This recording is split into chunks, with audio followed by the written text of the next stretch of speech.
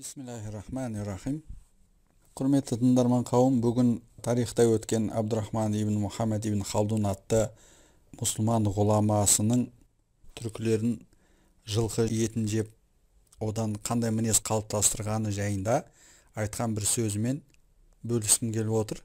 Негізінде бұл жерде қандай хайуанның етін жесе, адам сол хайуанның мінезін қалыптастырады деген пікірге мысал беріп отыр бұл жерде ғалым. Енді Абдурахман ибн Мұхаммед ибн Халдун деген кім? Бұл кісі 14-ші ғасырдың аяғы жағы мен 15-ші ғасырдың бас жағында өмір сүрген алғашқы мұсылман әлеуметтанушы, мәдениеттанушы әрі тарихшы ғұлама. Оның атақты Мұқаддима атты кітабы бар. Бұл кітап алғашқы әлеуметтану саласына қатысты жазылған еңбек деуге болады. Осыған орай әлеуметтану ғылымының негізін қалаушы мұсылман ибн Халдун еді деген сондай пікір бар. Бүгін енді жаңа айтып өткеніндей Ибн Халдун рахматулла алейхтің қандай хайуанның етін жесе, сол хайуанның мінезі адамға қалыптасады деген пікірге мысал болар ғұламаның тұжырымын беріп отырмыз.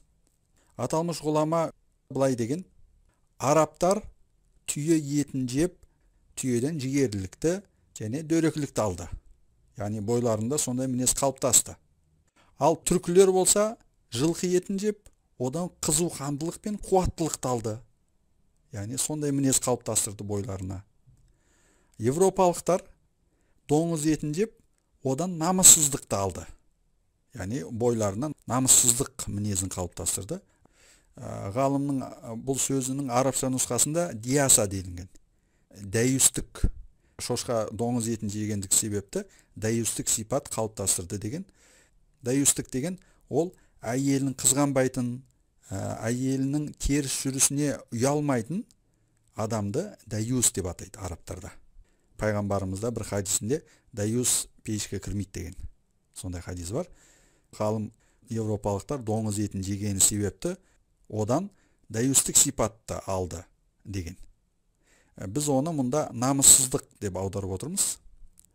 Төртіншісі, африкалықтар маймыл етін жеп, одан ду-думанға деген, ойын-сауыққа деген құштарлығын алды дейді ғалым.